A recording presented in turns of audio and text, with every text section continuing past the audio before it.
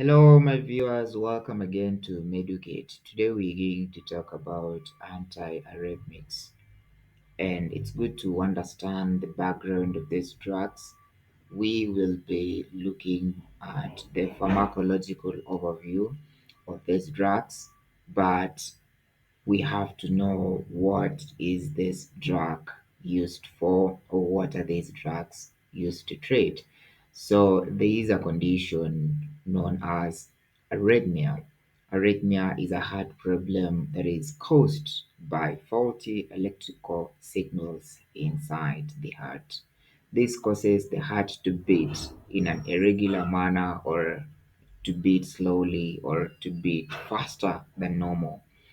So if it beats very fast, it's called tachycardia. If it's too slow, that is bradycardia. With me on the right side of my slide, I've got two pictures. The illustrations show normal heartbeat and also uh, arterial fibrillation. So on the right side, there is a chaotic signal, and on the left side, it shows an illustration of normal electrical pathway. And the drugs that are used to treat these conditions are of two major categories. We have adenosine and we also have the dronedarone. So Drondaron has got many classes, class 1A, class 1B, class 1C, and then class 2, which are beta blockers, then class 3, and lastly class 4, which are calcium channel blockers. And these drugs are usually used for both atrial and ventricular arrhythmias. So next we will look at action. How do they work for drugs in class 1A?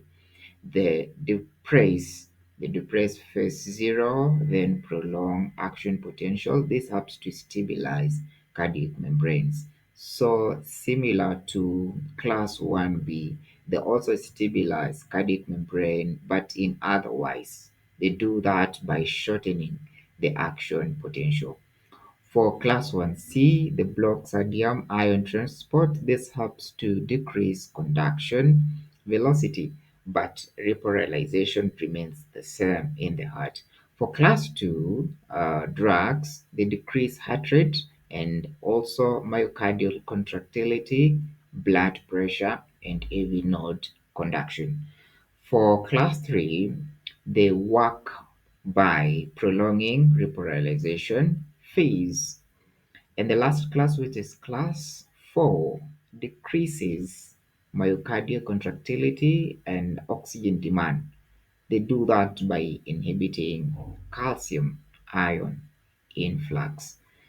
So next we're going to look at the adverse reactions or the side effects of antiarrhythmics. So most antiarrhythmics can aggravate existing arrhythmias, or they might even cause new ones. The effects they have on CNS is dizziness or fatigue.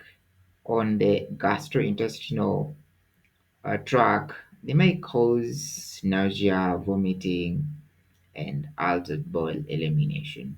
So even in the patients that are hypersensitive to these drugs, they cause hypersensitivity reactions. And in other cases, they cause hypotension. They may worsen an existing heart failure. And in some cases, they can even cause bronchoconstriction, especially the class 2 drugs. And lastly, we will look at the contraindications and cautions. So usually look at the drug labels to read the black box warning. Refer to individual monographs of a given drug. So it's also contraindicated in patients with hypersensitivity towards the drugs, and in pregnancy, use only if benefits outweigh risks. If the risks outweigh benefits, then you have to avoid that. Use the drug cautiously in cardiogenic shock, digital toxicity, or also in second or third degree heart block. So unless if there is a pacemaker or ICD, for breastfeeding mothers, use the drug cautiously because it usually appears in milk. So, for the case of children, there is an increased risk of adverse reactions, so use it very carefully.